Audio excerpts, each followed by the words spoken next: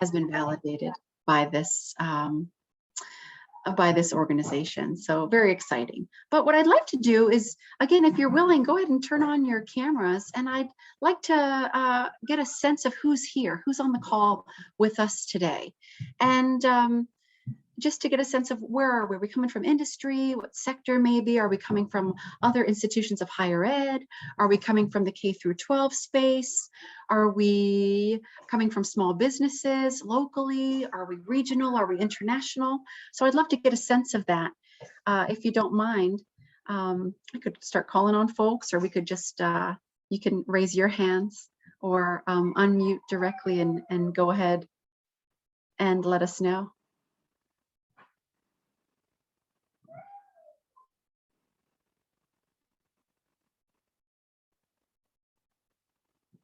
Who's out there with us? Let's see, Penny, are you out there? Can you hear?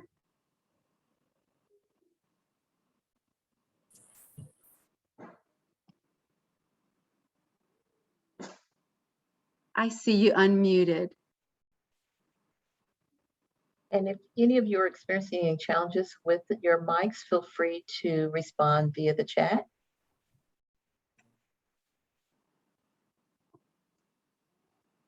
Let's see. How about Libby or April? Where are you guys chiming in from?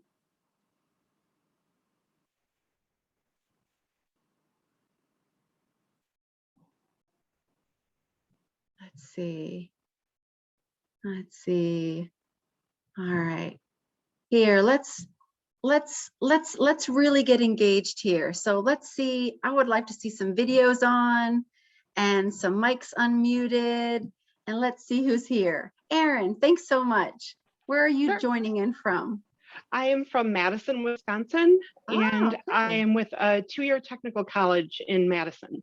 Wonderful. Okay, well, welcome. Thank you so much, Erin. Thanks. And how about you, Kathy? Kathy Hall, what about you? Where are you joining from? This will be a lot more fun if I'm not a classic presenter with PowerPoint and where I'm the only one doing the talking. I really want to mix the presentation with discussion to get you all involved. So we'll start from the very beginning that way. I am the director of testing centers here at Rowan-Cabarrus Community College. So all things testing, so placement, admission, certification, in-course exams, all things testing run through me. Wonderful. Okay, very important to have an equity perspective in that realm. Very good, very good. How about you, Jody? Jody Tracy? Where are you chiming in from? Hi, I am with EDUCAUSE. I'm an online event production manager, and EDUCAUSE, for those who may not know, is a higher ed association for folks working to advance higher ed using technology. Nice. Okay, perfect. Well, welcome. Thank you so much for joining. Sure. How about Jackie? Jackie Ross. Hello, I'm coming from Durham Technical Community College in North Carolina. I work in their institutional research, institutional effectiveness office, doing all things assessment and surveys and data. Okay, perfect. Welcome. Thank you. Thank you. Again, what we're talking about today is really gonna, expand even outside of the classroom, right? In our everyday communications, as well as our more formal spaces with our coworkers, with acquaintances, with folks in this every aspect of our professional realms, really. How about you, Anne? Thanks for turning on your camera. Oh, I can't hear you. I see that you're unmuted, but I can't hear you. It could be the headset.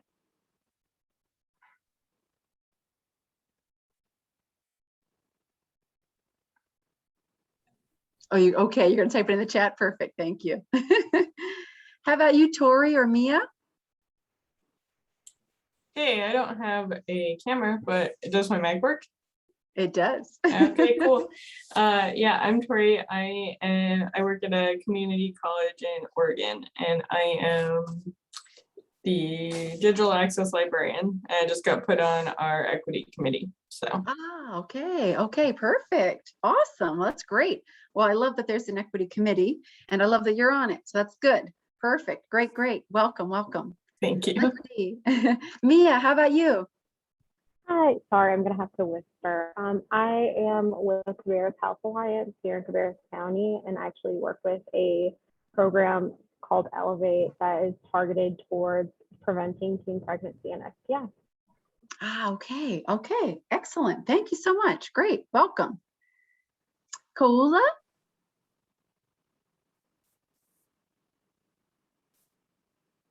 Libby?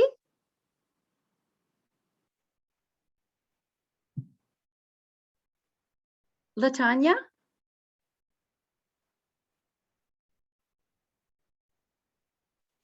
Janelle? Hi, my name is Janelle Gatson Shepherd. I work at the University of South Carolina Office of Student Financial Aid and Scholarships. Ah, okay, great, great, great. Nice, nice. Another Carolinian, but Southern, South Carolinian. Perfect, perfect. Welcome, thank you. Let's see, Dr. Taronda? Yes. Oh, go ahead, Barbara. Oh, I was just going to mention some of the individuals that you called upon were experiencing some challenges with their mic. So I just wanted to make you aware they did respond via chat. Oh, I can't see those messages for some reason. Okay. I have the chat open, but let's see. Yeah, if you open it Okay. and then Oh, there scroll we up. go. Yes, now Yeah. I see it. Thank you, thank you. Ah, okay, okay, got it. Okay, thank you. Thanks, Mia. Public health. Okay, great, great. Camera's not working. Kola, okay. All right, so Koula is joining us, and let me know if I'm not pronouncing that properly. Law enforcement in Salisbury, organizational development, lieutenant over DEI, officer wellness and development, recruitment, retention, officer development, community engagement. Nice, previous career in the arts. Well, I love the blends. I love the blends. All right, great, great, great. Okay. All right, we've got higher education, Durham Tech from Jackie. We've got Anne telling us Chief Procurement Officer from Community College in Texas. We've got some really great national representation here. Okay, Dr. Taronda, well, we're just asking sort of where folks are chiming in from and maybe what your area is, whether it's industry and what sector, or if you're at an institution of higher ed, or if you're from an NGO or a nonprofit or government entity, sort of just kind of getting a feel for who's in the Zoom room with us. Okay, no problem. I am Dr. Taronda McNeil Hewitt, the Executive Director at Corporate and Continuing Education here at Rowan-Cabarrus Community College. Wonderful. Well, welcome. Thank you so much. And we've got Kula. I think Kula is the right pronunciation, or Kule. I'm not sure yet, but but we'll get it right by the end of the call. We'll get it right. There's this really cool email signature option that I found very helpful. And Barbara and I were talking about it a little bit by way of correspondence, that it's a really great tool for folk to be able to say in their own voice how to pronounce their name. So you can put it at the bottom of your email signature, and it's just a little link that someone would click on. It says how to pronounce my name, and they click and they push play when they arrive to the site, and it's you in your voice pronouncing your name, so that folks can always hear what the correct pronunciation of someone's name is in that person's own voice. So I think that's a nice free service that's out there for folks, and I think just helps to give people a better sense of how people want to be named and how people want to be heard. So we're going to go ahead and get started then. We've heard from almost everybody, but others of you who, either if not in the chat or unmuting, like Trina, if you guys want to say something, by all means, please don't hesitate.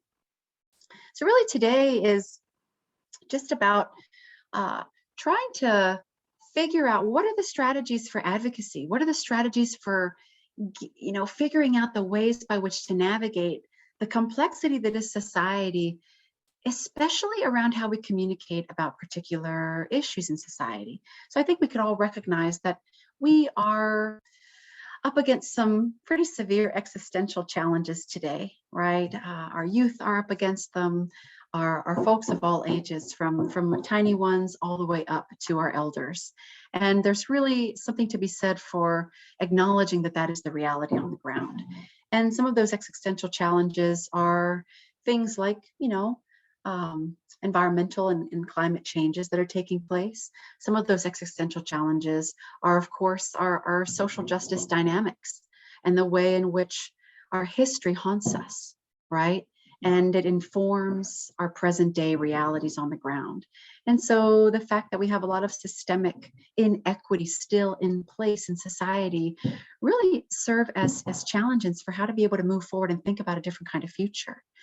And so I think that the heaviness that we bear as a society, some members more than others, right, that we bear as a society really need to inform the way by which we think about advocacy and the way by which we think about how we interact in the classroom, how we interact with coworkers and folks that we work with, colleagues, and how we interact with community members.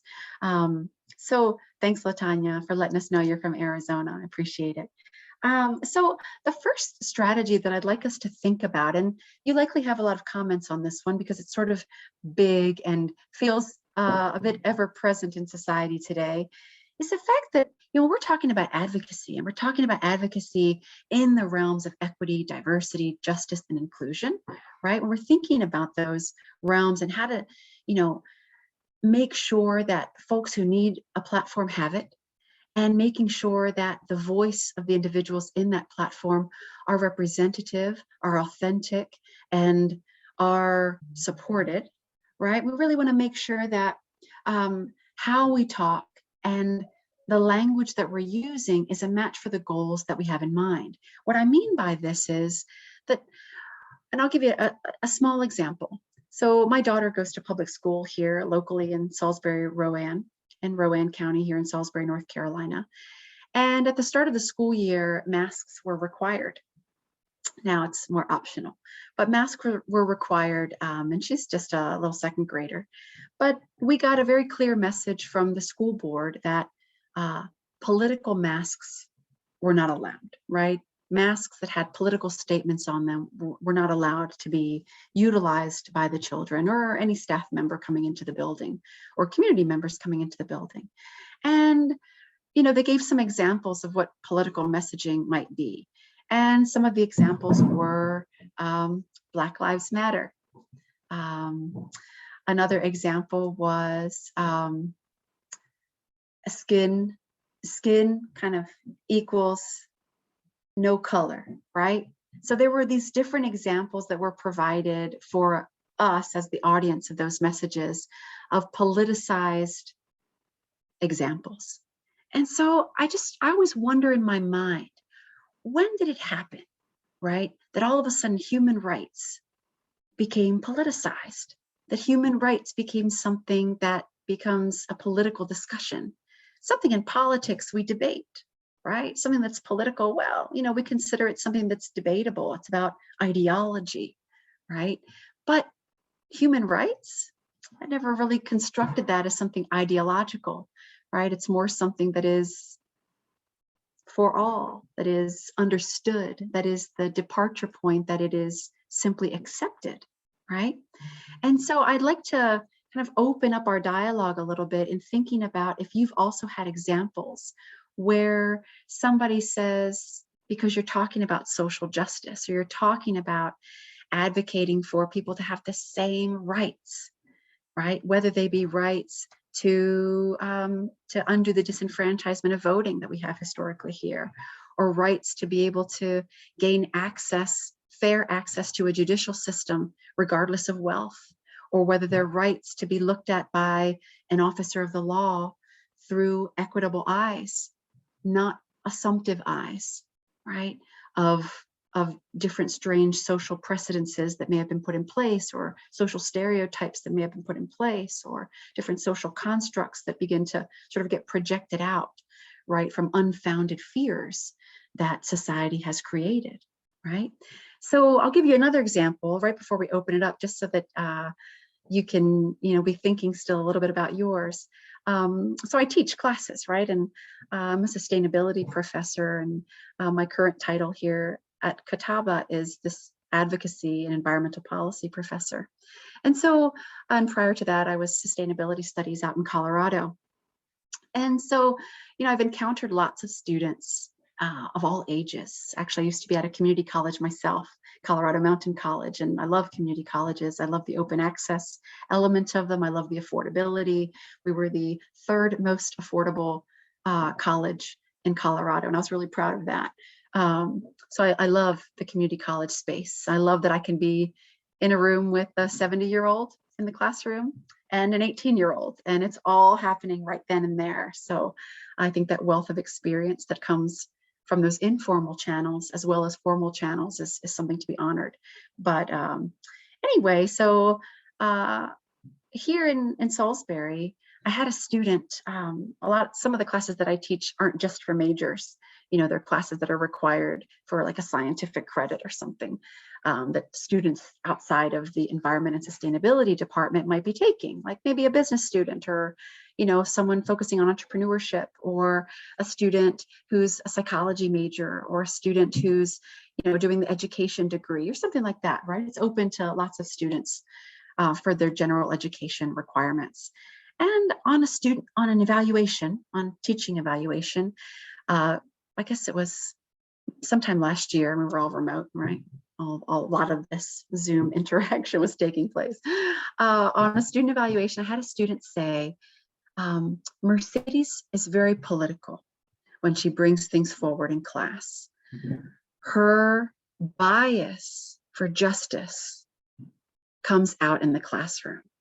And I thought, what an interesting comment. First, I wanted to thank the student, right? I think I knew who had said it, right? We sort of sometimes have an idea. I wanted to thank the student for writing it, because I thought, okay, first of all, the way that student is sort of linking words like bias to justice is unique in its own right? We don't typically think that someone has a bias toward human rights, right? So that's already is an interesting framing, right? By way of the language that the student was using.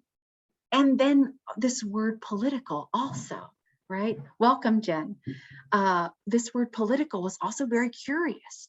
And it made me stop and think, right? I thought, gosh, you know, where and when did we begin this politicalization? And I thought back to, you know, how our politicians talk, right? Our leaders in society, or at least those that have microphones, they might not really be leaders, but they have leadership positions, right? We could say they themselves, we maybe don't categorize them quite as a leader per se, but they have microphones or, you know, megaphones, and they're speaking maybe loudly, and they have politicized things for us. And so when I started that same class this semester, I said to the students, hey, let's not confuse things, right?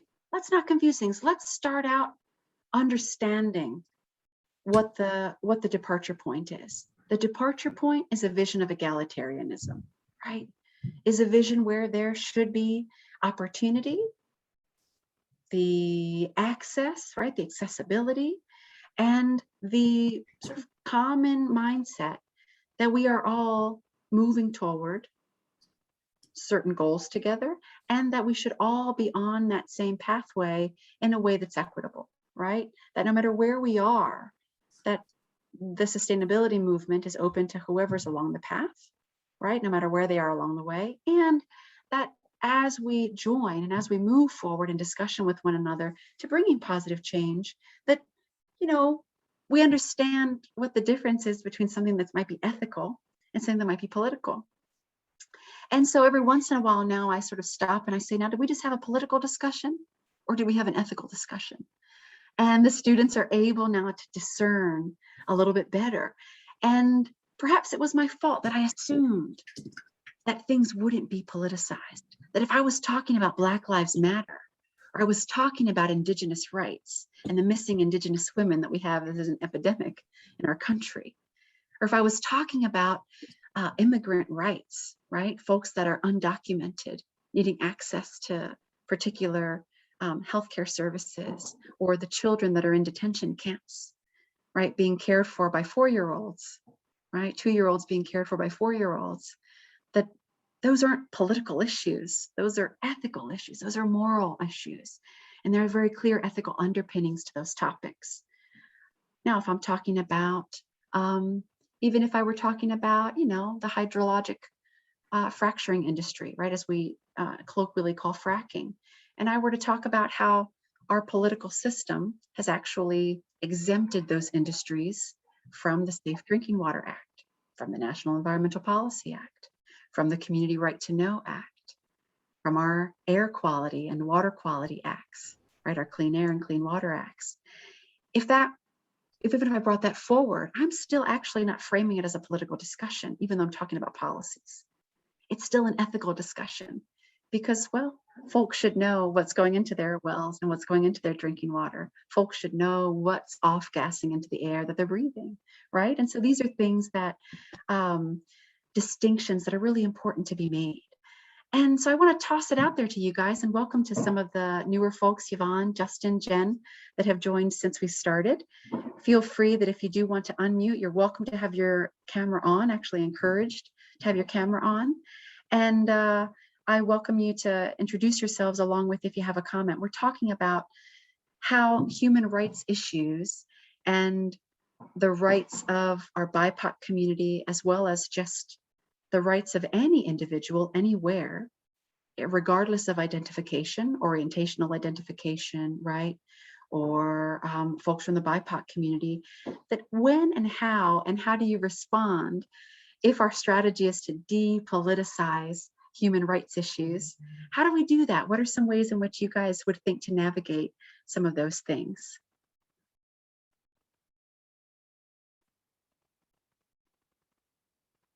You look pensive, Jen. What are you thinking? I'm thinking about the question. I'm processing the question. Can you hear me? Sorry. Yes, we hear you well. I'm processing the question. And so I'm an instructional designer. I'm not in the classroom necessarily, but we, at my institution, we actually have faced these issues around economics as well, because we have a lot of international students. Good. And what I've heard professors say is exactly what you're saying, is, making a differentiation between something that is just simply factual versus something that has been politicized, and helping students be able to discern between the two, and helping them make that differentiation helps them see things objectively rather than emotionally charging the classroom discussion. Good, great, Jen. And there are lots of folks on the call that aren't from an institution of higher ed. So we've got a lot of folks from industry here as well. So feel as if you're not so far off with regard to that. And these are important conversations, right? Because we're hearing them not only in the classroom, we're hearing them in society at large, right? We're seeing that we've given ourselves a kind of permission, right, to do this kind of politicizing, right, to sort of call out and say these things, right? That I don't know if you guys are following some of the trials that have been, that are taking place right now. And in our recent case that has closed, right, we've seen that some pastors were asked to not be in attendance in the courtroom, right? Pastors with darker skin, that it was considered intimidating, even if they were there in support of the family, right? That it was considered intimidating for them to be present, right? Intimidating to an almost all light-skinned jury. And so we're hearing political sentiment come into that space, right? We're hearing that sort of recommendation, and we're hearing a pitting against, right? One's spirituality shouldn't be aligned with the spectrum where we may fall on a spectrum of skin color, right? Intimidation tactics also shouldn't be aligned with where one may fall on the spectrum of skin color, right? And it's so fascinating to me that we hear these kinds of things over and over again. So I appreciate, Jen, what you said about sort of retaining a factual understanding of things versus a politically charged understanding of things. Great. Other thoughts here on the politicalization of rights issues for BIPOC community or orientational or otherwise. What do you think? What do you think in our experiences you guys have had?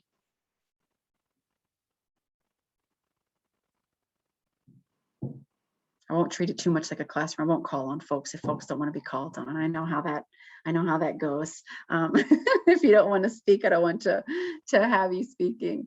But I think something else to, another strategy that I'd like to introduce to you that relates to this idea of politicalization is the notion of sort of decolonizing our perspectives. Right? So again, whether we're in the classroom and we're thinking about a syllabus, or whether we're leading a meeting at our office, right? Or whether we're in the community trying to have a discussion about, community issues, or maybe we're meeting with our city council or our county commissioners, or we're putting, a new idea forward on the equity committee at our work, right? Whatever it might be, whether it's again, the financial aid office or the office of admissions or something else, or a testing center, right, to highlight some of the areas from which you all are joining.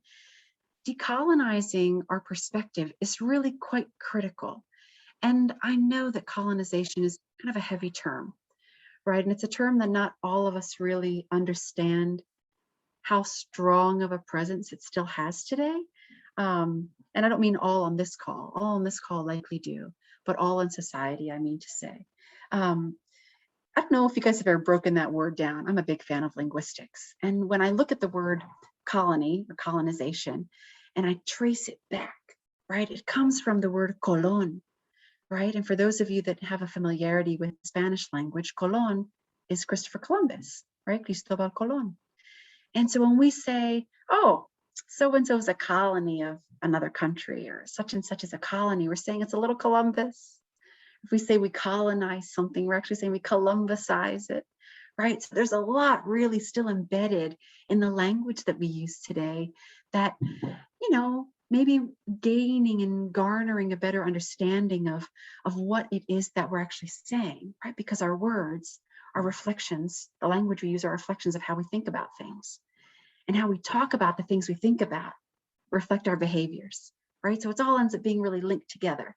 Right? How we think about it reflects how we talk about it, reflects how we behave in society about it or related to it. And so to decolonize, to decolumbusize our ways of thinking, our ways of interacting can be really powerful, right? Can be really powerful.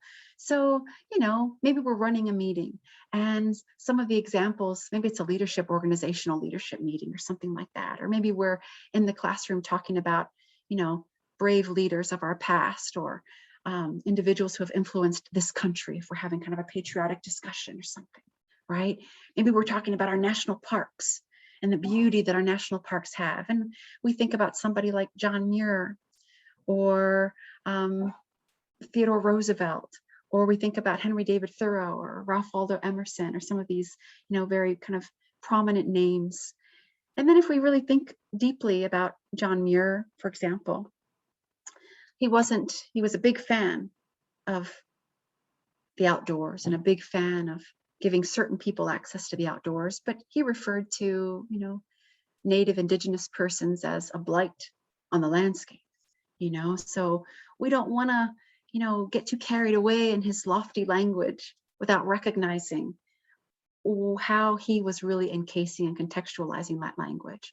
So we really have in decolonizing our discussions about sustainability related to environmental stewardship, removing some of the most prominent figures from the platform might be important. And maybe we want to focus on the Buffalo Soldiers, right? The Buffalo Soldiers that really helped with regard to our national parks and worked many of those national parks. And not losing sight, of course, that the birth of our national parks actually involved a lot of removal of Indigenous persons from land. Very colonial approach to doing that, right? Instead of saying, thanks for stewarding this land so well, it's so well preserved that we'd actually like to create a little bit of a museum out of it and give people access to its beauty. Thanks for doing that. We basically said thanks and get out, right? And then we exported that idea globally, right? So there's really a lot to unpack there, a lot to process in thinking about the way in which colonization and the methods of imperialism have informed and continue to inform our society. And those policies are still in place. And those policies still get sort of played out in society by way of our educational systems, by way of our health care systems. by way of the way we do kind of our Congress and our Senate, the way that we kind of do our governance here in our country. And so when we decolonize things, there's really a lot to do with language, and there's a lot to do with what and who we mention in the process of what we discuss and what we're trying to bring forward, right? So I don't know, I want to toss it back out there in case you guys have some thoughts here about decolonization and sort of that as a strategy for how you might approach your next meeting at the Chamber of Commerce, or how you might approach, your next meeting with the cabinet at your institution, or how you might approach your next gathering with students. What are you thinking about, or community event that you might be hosting? What are your thoughts? I know it's sensitive, but please do consider this a safe space, for speaking.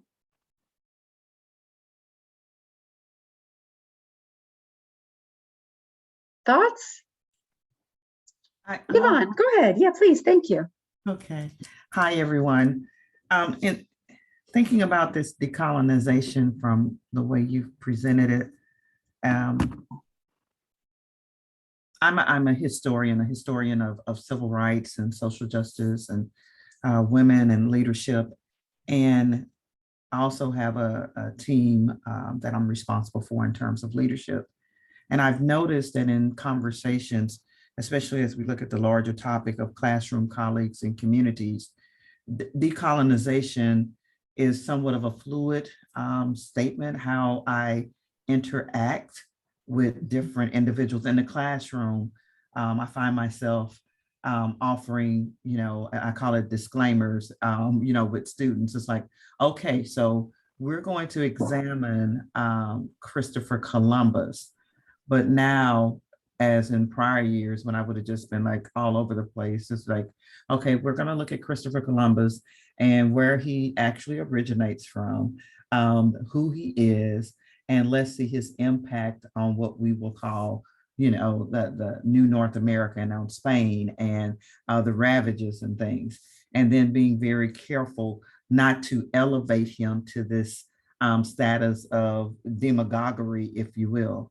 At the same time, if I'm with colleagues, and I've noticed in different trainings and webinars, many of my colleagues, my BIPOC colleagues, are a little bit more restrained when we're in terms of decolonization that has become what I would say even intrinsic in their particular lives. It's like, I'm conditioned not to say anything because I need to allow, and no disrespect, I need to allow the dominant race to lead with an idea or a thought.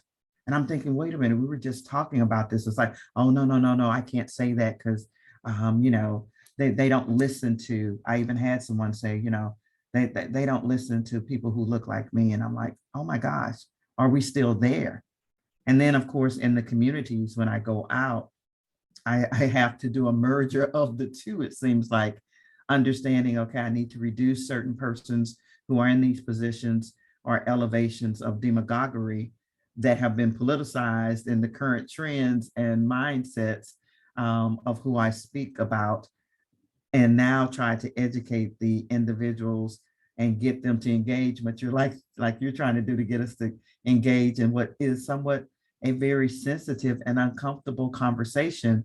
But as I often say, and you can use this, we have to talk about the good, the bad, the ugly, the uncomfortable, so that we can move forward in this particular role that we have to reduce these barriers that have been so established in our lives. So that's how I'm looking at the decolonization, and still will continue. Thank you. Oh, well, thank you so much, Yvonne. That's marvelous, right? Absolutely. And you are exactly right. These are exactly the things we need to be challenging, right? And sometimes we say, gosh, edgy work or DEI work is work in progress, right? You hear people say, but really it's a work in protest, right? It's a work in protest for the systemic inequities that have continued, right? That have been imposed upon us as a society, and that we have, as you noted, Yvonne, we have participated in because it's as easy as breathing to do so, right? It is very, very difficult to sort of unlearn and undo. Not impossible, but difficult. And it is about getting people to sort of get to the place where they are able to figure out, okay, what are the right words I can use to discuss? Because if we don't move into dialogue about these things, they stay relegated to the margins. They stay considered not important enough to have center stage. And in order for this country, or many countries that experience similar challenges with colonization and with perpetuated injustices, we have to heal. And we cannot have a restorative justice approach until we heal. And that healing can only happen with acknowledgement. The healing can only happen with dialogue surrounding those acknowledgements and facing each other, looking each other in the eyes and facing each other and saying, okay, I may not have been the person that did this, but I am sorry that it happened. I will say sorry on their behalf, right? Those are all really important things. I don't know if you guys followed, and I want to come to a lot of things that Yvonne noted here, and I certainly want to continue to open it up for others of you that have things to share. Couple of things that have taken place. You know, we had a speaker recently come to Catawba. It was actually on November 9th, and November 9th. Lila June, and she's from the Diné tribe and also Cheyenne Tribe. And she shared a story. We had actually 158 people show up in person, which was, for the times that we've got, pretty magnificent. And she's an artist and a musician and also a scholar. And so she kind of blended her plenary talk with work on her Indigenous scholarship in food systems, and also just thinking about, you know, general notions of Native empowerment and things like that. And so one of the things that she shared was that her Diné heritage in the past had mistreated the Pueblo nation. And they had mistreated them to such a degree that there were some significant atrocities committed. And she says that whenever she encounters the Pueblo, even though she wasn't around then, it was previous generations, she still apologizes, right? I don't know if you guys were following the, you know, the different pipelines that get proposed in our country for transmitting oil across different landscapes. Oftentimes, when we think about environmental justice issues, we have the same communities are often kind of confronted with these environmental changes, whether it's a pipeline or a landfill or some nuclear waste being buried near their home, or even in South Carolina near Rock Hill, we've got this plant, right, that's putting out, this mill that's putting out a lot of significant toxins and affecting people's breathing and health conditions, pulmonary health conditions, all the way up through Charlotte, right? So there's lots of socioeconomically, I'll put that in quotes, disenfranchised folks who often sort of bear the brunt of these scenarios. And with one of the pipelines up in the Dakotas, there were some veterans who showed up in support of the Sioux Nation. And one of the generals got down on his knee to one of the elders of the Sioux. This is a few years ago, and he apologized. He said, I want to apologize on behalf of the US military, even if they're not doing an apology. I want to apologize as a member of that institution and say I'm sorry, right? Apology goes a long way. It goes a long way. You know, to give a not so positive example, the United States of Mexico, which is their actual name, we sort of don't give them the privilege of being called the United States like we do, but they are also the United States of Mexico. They sent out a message to the government of Spain, right, and said, you know, could you just apologize? We just would love to hear it. You know, could you just help us in our process of healing to receive a formal apology from state to state, right? In the an expression of internationalism, right? Not an expression of globalization, but an expression of internationalism, you know, sovereign state to sovereign state. And they said, no, we won't give you an apology, right? We won't give you an apology because it wasn't us that did it. That was a long time ago. So again, you know, symbology matters, symbolism matters. And the fact that they wouldn't, they refused to, is unfortunate, right? Very unfortunate, and embarrasses me, right? Part of my heritage comes from Spain. It's embarrassing that they wouldn't do it, right? And so whenever there are glimmers and examples where we are doing that representation and utilizing privilege in the right representational ways, we should applaud that, right? Because the ones who should be apologizing, here's another strategy that I'll put into our list, the ones that should be apologizing sometimes aren't. And the ones that we hear kind of apologizing in society are often individuals who shouldn't be apologizing at all, right? We should allow people to be unapologetically Black, unapologetically Indigenous, unapologetically Latinx, unapologetically orientationally or transgender, right? Unapologetically all of our representations of human difference.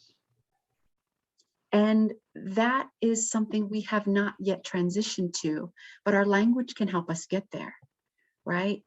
In that unapologetic stance, there's confidence. In that unapologetic stance, we recognize that without justice, there is no peace, right? And so we want to be unapologetically on the right side of justice, the right side of the social equity movement. And there's nothing to apologize for in that realm, right? There's nothing to say sorry for if you've been dispossessed. There's nothing to say sorry for if you've been oppressed, right? And the system has been oppressing you. Yes, of course, there are ways by which we navigate those challenges, and there are better ways than others in which to do that, right? But unapologetically, all of those representations of human difference are essential, right? And, you know, I had a colleague who, and this touches in with something Yvonne said as well, when we formed this EDGY task force, she came up to me, and she's my co-chair now, but she said, you know, thanks for doing that. I feel like if I had done it, she's Black. She said, if I had done it, it would have appeared self-serving. And I said, you know, that is lousy. How lousy is that, right? For one to defend oneself and to use one's platform to sort of advocate for self and others. How is that considered self-serving, right? It's actually incredibly altruistic to want to use one's position to uplift others, right? So it's, again, curious how, and that's a way to belittle, right? It's a way to belittle others, belittle the movement, belittle the effort, and to take away power from justice, right? There are lots of people vying for power in society, and there are lots of people usurping power. But our movement is about empowering people. Our movement is about kind of dispelling some of those myths that surround how we get powerful. And let's not kid ourselves. We live in a very plutocratic society, right? We've got this plutocracy among us that your wealth matters, right? And the more affluence you have, the more power you have. And we're seeing that being significantly challenged through our movements of human rights. And the beauty of the kind of equity, diversity, inclusion, and justice movements and all of their different manifestations is that as we pull them together, whether we're thinking about youth marching for their lives, right, about gun violence in schools, or we're talking about the LGBTQIA+ community marching for its rights to love and cuddle with whoever they want to love and cuddle with. Why do we care so much, right? Who someone might be cuddling with in their cribby. I mean, really, we get all up in arms. Or if we're thinking about those that are marching for science, for Indigenous science and non-Western views to be validated, right? Or we're looking at people marching for Black and Brown lives mattering, right? All of those marches are marches for justice, all of them. And as we see the intersectionality of them, And as we continue to bring them together, fuse them together in that intersectional space, the voices that have tried to push those things to the margins get louder but fewer, louder but fewer. And those margins are becoming no longer in the periphery, they're becoming the core, they're becoming the center. And that is a beautiful thing to be watching in society right now. It is an amazing thing to be witnessing in society right now. And the last thing I'll say about what Yvonne brought forward is that, you know, you mentioned sort of that the dominant presence, sort of allowing the dominant skin color sort of to take the lead in a room or something. And let us not forget, right, that the true majority world, right, all across the world are shades. We're all on a spectrum of brown, right? Some lighter and some darker. The majority of the world are darker shades. The majority of the world are women. The majority of the world make less than $1 a day. The majority of the world are agricultural workers. The majority of the world feed us.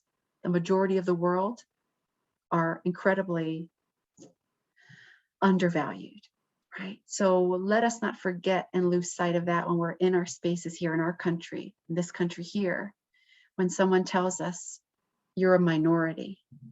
If someone says that word to us, that word should be tossed off of our vocabulary, because something that is minority is of minor importance, right? Let's go back to the linguistics of it. It's minor. This isn't minor. This is major, right? This is major. And let us just toss that word and let us use the words that represent heritage rather than a larger, broader category that is about dispossession. And let us remember that the majority world is darker shades of brown. That's the majority of the world. So when we're told that you as the, darker shaded individual in the room, right, our collective you, and we're sort of told to behave or are encouraged to behave as if you are of minority here in this country. Let's not lose sight. We're in a globalized world, folks. Let's not lose sight of what the real majority is, where the real power is, where the real voice is, the voice for change and the voice that we need to elevate. Other thoughts here. What are you guys thinking about the unapologetic component? This idea of representation kind of coming in the right ways, rather than kind of adding to burden, but alleviating burden by using representation properly through unapologetic means. What are some other thoughts here?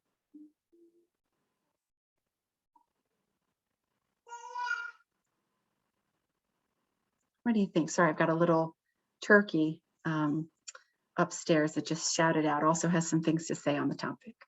I have a question that's kind of similar along the same lines. My family is Maliseet First Nation from Quebec in Canada. And one of my questions and things I've wondered is why America has not gone through like a truth and reconciliation process to other nations like South Africa or even Canada for that reason. And do you think that will ever happen? I love the question, and thank you for sharing your heritage with us. Our first peoples across the world have been treated as last peoples, right? And that is an incredible crime, right? First peoples across the African continent, first peoples across the Latin American continent, first peoples across the Asian, right? Et cetera, North American, et cetera, right? So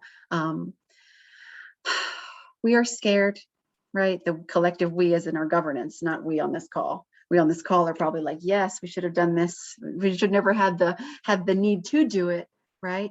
But those elements of restorative justice that really a Truth and Reconciliation Council brings forward are essential. Maybe you're familiar with Winona LaDuke, one of my favorite scholars. She's from the Anishinaabe Ojibwe tribe, lives on the White Earth Reservation. She'll be coming to Catawba in February. Just tossing it out there if you're interested in coming to hear her speak. She often says that she has two really fantastic things, lots of things, but I'll highlight two of them here. One is that she says that she's a patriot, but she's patriotic to a land, not to necessarily to a flag, because of what the flag represents, right? And the flag represents a lot of untruths and a lot of lack of reconciliation. And she says that if we really acknowledged our history and really confronted our history, then we would likely stop perpetuating it today, because we're, in many ways a neo-colonial state. We have a lot of economic imperialism that we take out into the world by way of our veto power at the World Trade Organization, by way of the way we've packaged globalization in general. It's very economic in our kind of neoliberal, neoclassical understanding of economics. And economics, technically, right? Eco, another linguistic fun anecdote here. Eco is from the Greek oikos, it means home, right? And nomos is from the Latin to manage. So if we manage our home properly, that means we actually have to understand our home properly. So a good economist would be a good ecologist, right? They'd understand what are those resources that we're trading and bartering and transforming into other things, so that understanding should come prior to management. And the same could be said for a broader understanding of that home with regard to our people, right? Understanding the people. What are the needs of the people? What are the needs of the people, right? Places and people go hand in hand. We want to talk about building something in a place, burying something in a place. What do the people have to say? Is this land sacred to a people? Is this land significant to a people, right? Let us not lose sight of that, right? And so I would love to see us do this, Justin. I would absolutely love to see the United States take a turn. Wow, if we feel as if we're powerful now, imagine, because we'd actually have, a real following of people around the world would say, that's amazing, way to go. They would applaud it. They would applaud it. Because it is so incredibly necessary. And it has to be authentic, right? It can't be performative, right? It has to be authentic if it's done. And so we need the right leadership in place for that. And I think as we move to having more representational leadership in our Senate, in our Congress, right? In all of our different spaces. I mean, Deb Haaland is kind of a big deal, right? This is a big deal that we have Indigenous representation in government now. Wow. Alexandria Ocasio-Cortez, big deal that we've got young and Hispanic representation there now, right? We've got Tlaib, we've got, many of sort of the, this rock star squad in Congress, right? Many of these individuals are challenging some of the older ways in which we do governance. And it's in that challenge that we might be able to get to a less prosaic, more imaginative reality, right? When we think about policy work, there are these different categories. One is prosaic, which is sort of your standard, your convention, and one is more imaginative. And the other side of that is that there's, a more radical way to do things, or a more reformist way to do things. And truth and reconciliation, for whatever reason, has been categorized as a radical way forward, right? It would be too radical to do that. Wait a minute. And so I would challenge us, another strategy in the depoliticizing, decolonizing, being unapologetic on our paths. One of the things that we also need to recognize is recategorizing that word, decolonizing that word, right? The word radical, because, let's not kid ourselves. What's more radical?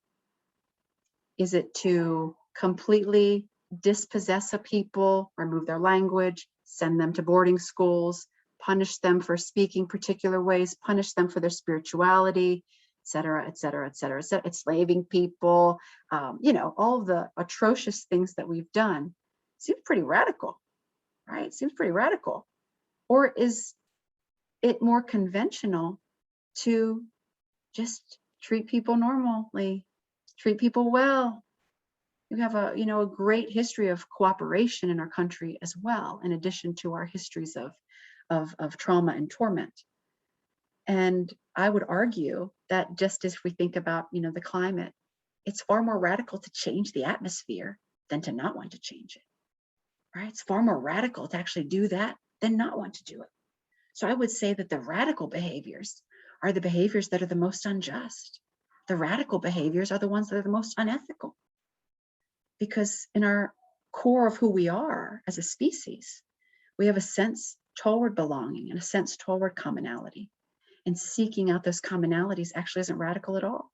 Seeking out those commonalities aligns with who we are as a humanity.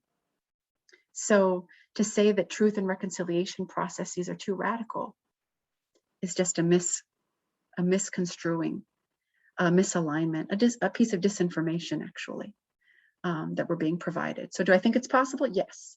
Do I think we need to be imaginative? Yes. Do I think we need to think about it as a part of our conventional way forward? Yes. I think we need to not treat it as a radical thought, treat it as a very conventional, normalized thought of wanting to reconcile our differences because we want to seek that commonality. At the end of the day, we have more in common with one another than distinction, far more across the globe. And our journey is a troubled one thus far. But I think there are lots of ways in which we can do the right things and do right by the people that we have wronged, for sure. Thank you, Justin, for your question. Other thoughts here? I want to be sure that we're hearing from you all. If there are examples you want to share, or if there's a particular struggle that you might be having in your workplace or in your community that you'd like to bring forward to talk through together, by all means.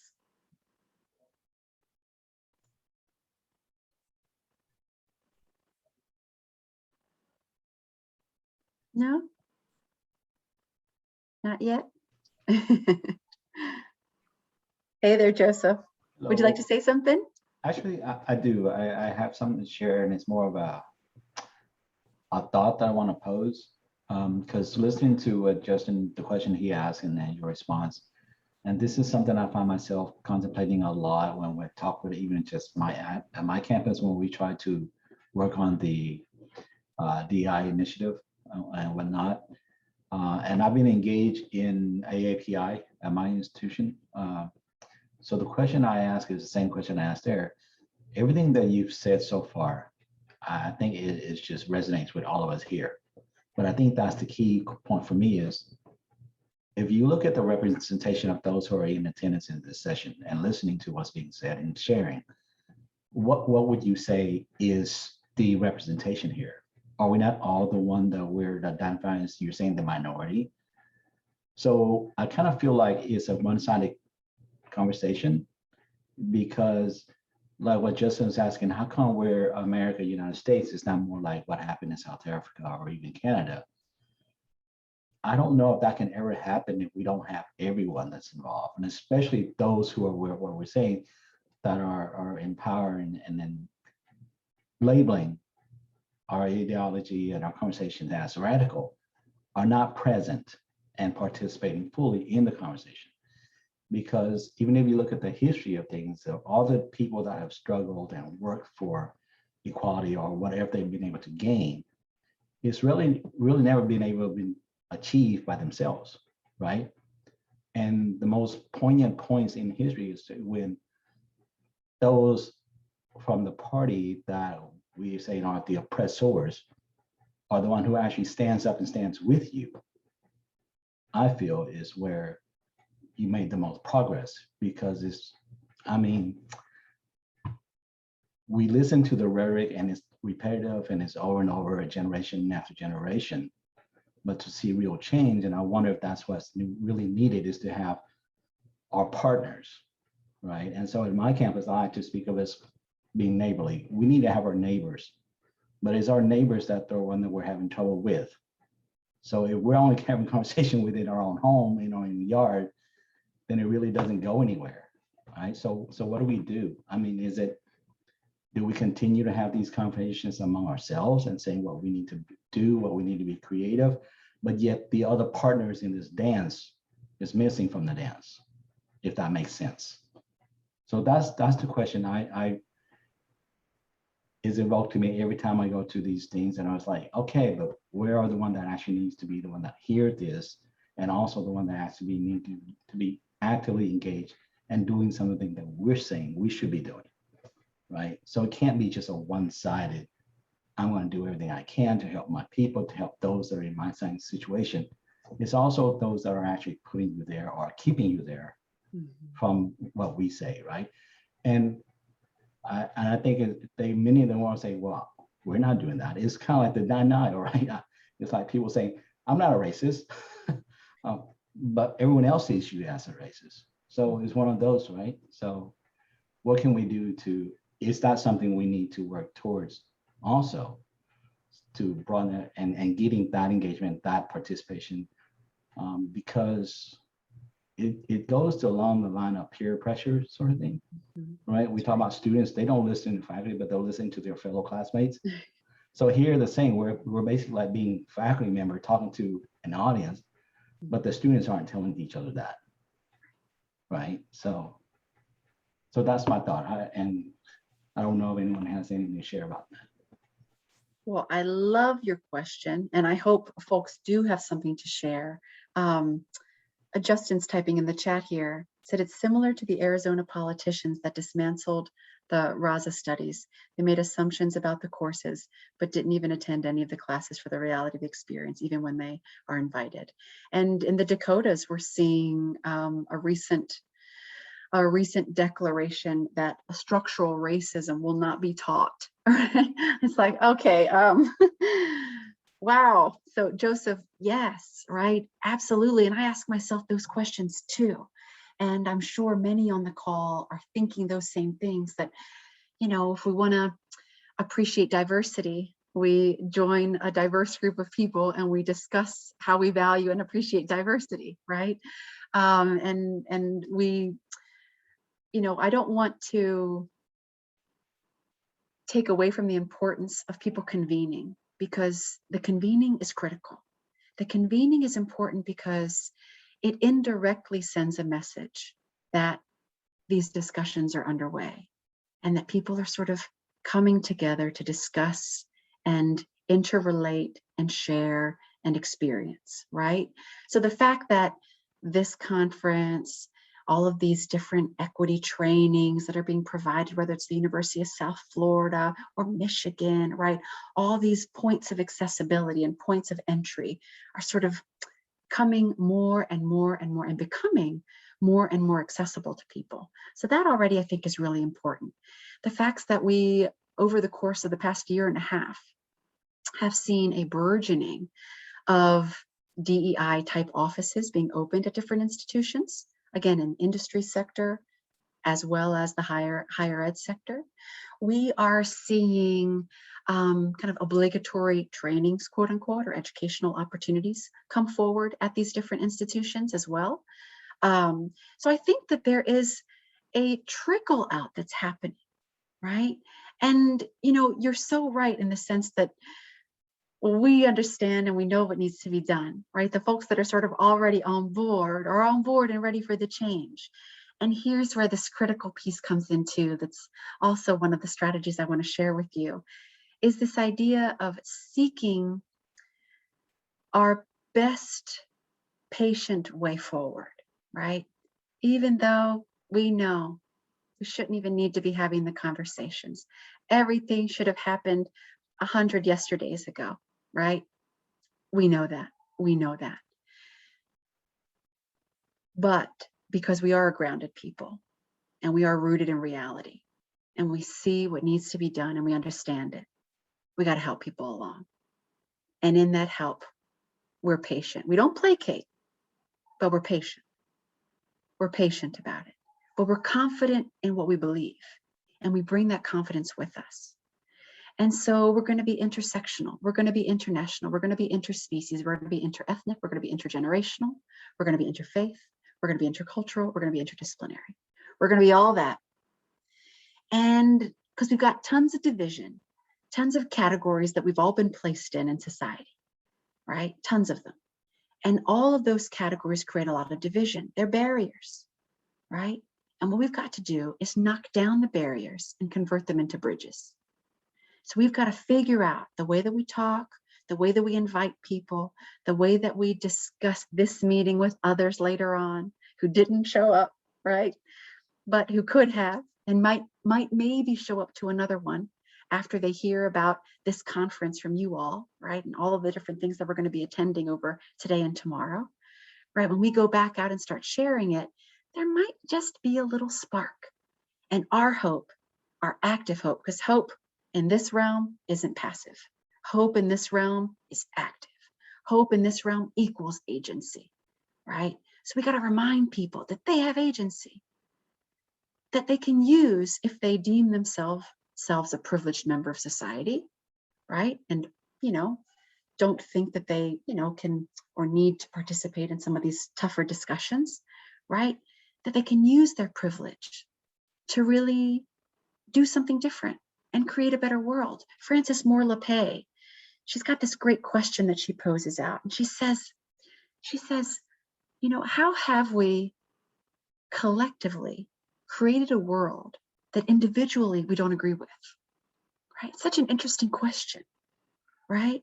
And I'll repeat it again. How have we collectively created a world that individually we don't agree with, right? Because when you actually talk to people and you say to them, hey, do you like fishable, swimmable, drinkable water?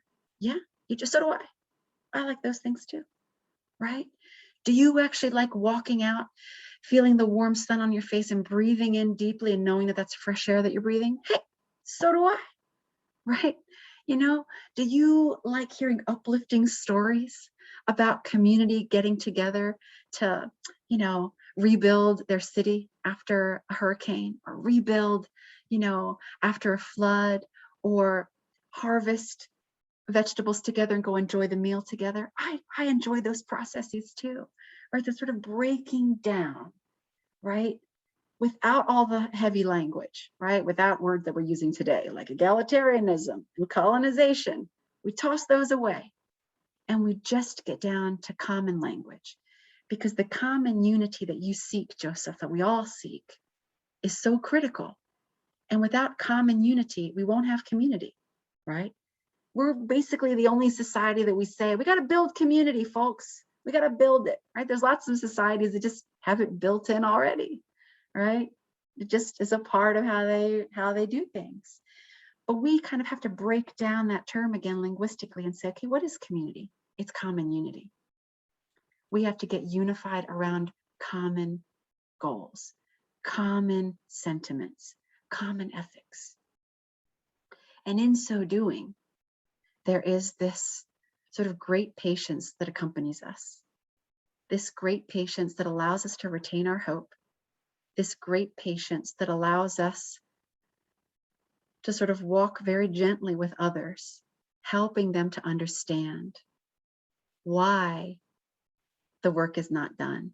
Why, just because women can vote and women can go out and get jobs, that women's rights and gender equality is finished, right? It's not finished, right?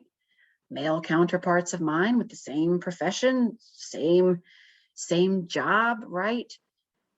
Same amount of years and their associate professorship are making more than I am as a Hispanic, right? Latinx, female identifying person, right?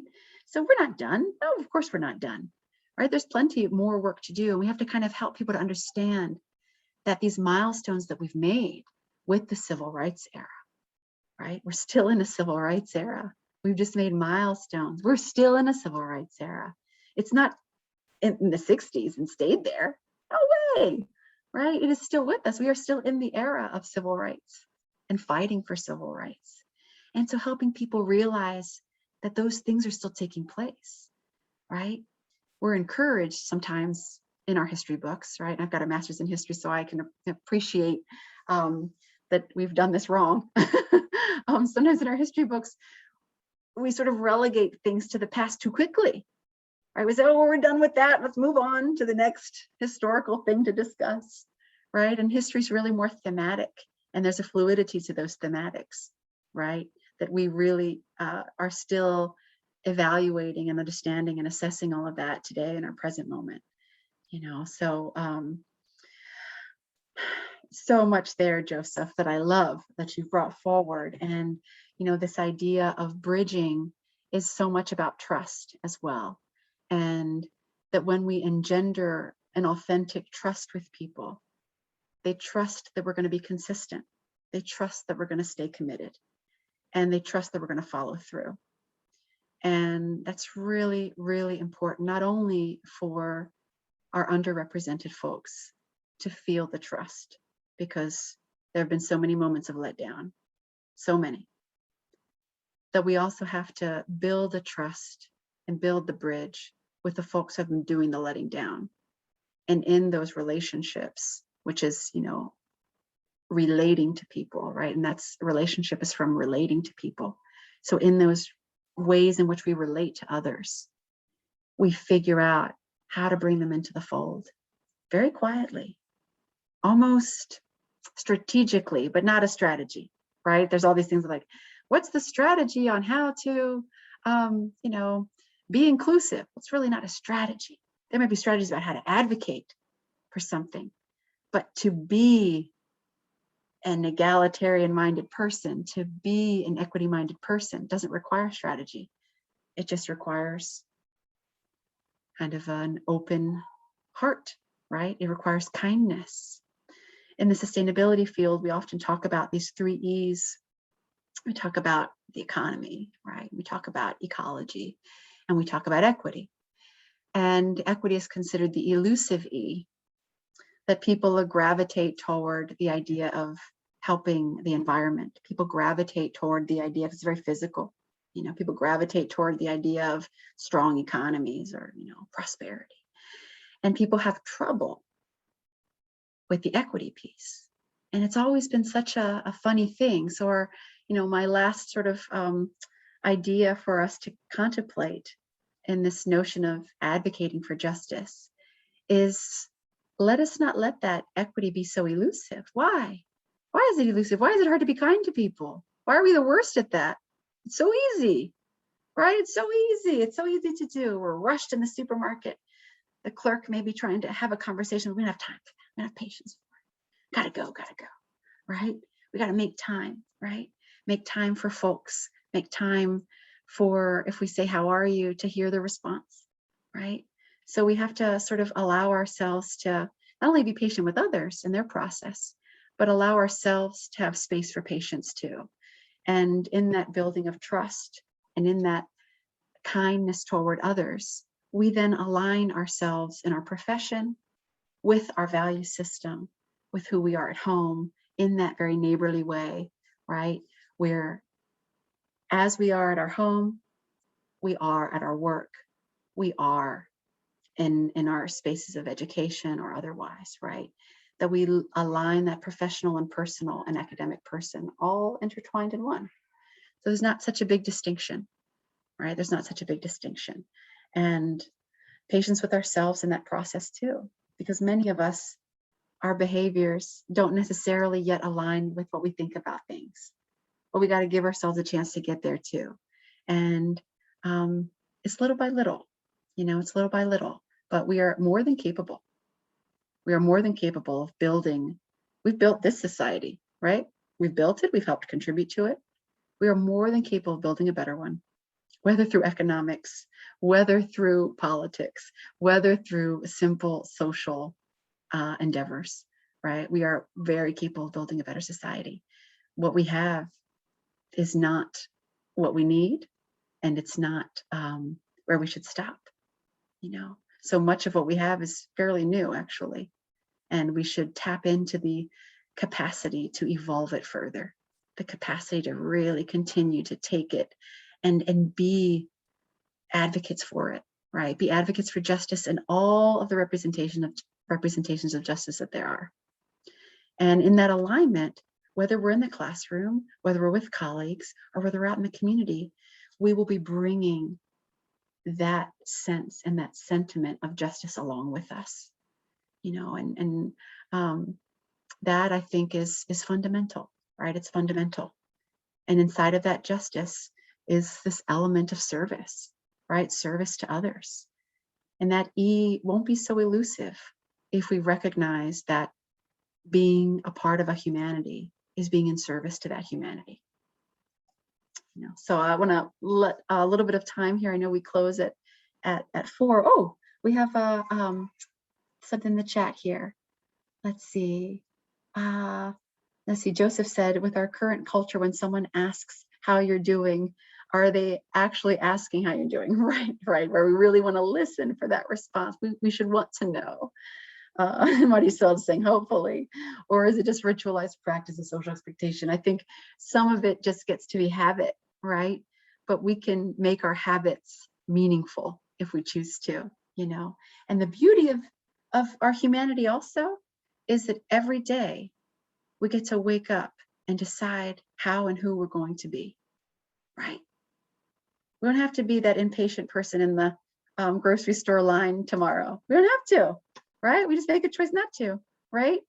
And so that's one of the beauties, I think, of the power of our minds, is that we're able to really make a different choice, right? Make a different choice. And when we make those different choices, sometimes we feel the difference. And I'll share one more quote with us here. Let's see, I don't allow for it to be just ritual. When someone answers with living the dream, we're fine, I always dig deeper. I force them into a meaning. Oh, that's good. That's good, Kula. That's wonderful. I'm glad you do. If I'll paraphrase a quote from Gandhi, where he says, and then I'll paraphrase one from Dr. MLK too, where Gandhi said, if we do nothing, then there's no outcome, right? And if we do something, we may never know what the resulting outcome is going to be in all of its manifestations. But doing nothing gives us no outcome. Doing something does indeed provide an outcome of sorts, even if we don't see it, right? So putting our intentionality out there is really important. And the Dr. MLK quote is, and this will full circle us back to the beginning of our conversation about language, is that if we talk about a world, we want everybody to move into this world of equity with us. We want everybody to move into this world of appreciation and kind of appreciation of human difference with us. If we don't talk about that world in a way that's inviting, no one will walk in with us. No one will do it. And so we got to figure out those bridges, figure out those communicative strengths, and get people along with us, Other final thoughts that you guys have? Joseph saying yes, and we'll always miss 100% of the shots we don't take. Totally, yes. That's right. Other thoughts? Thanks so much for sticking with us here and till the bitter end, and for engaging in conversation. What other thoughts that you guys have, or closing ideas that you might want to share? Erin, anything from you?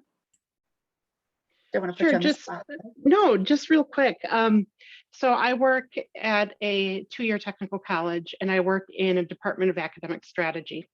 And one of the things that we've been working on really diligently recently is closing the achievement gap and trying to understand the equity gaps that are there. And working with faculty in this regard and presenting them data and letting them know, we're looking at individual course level data.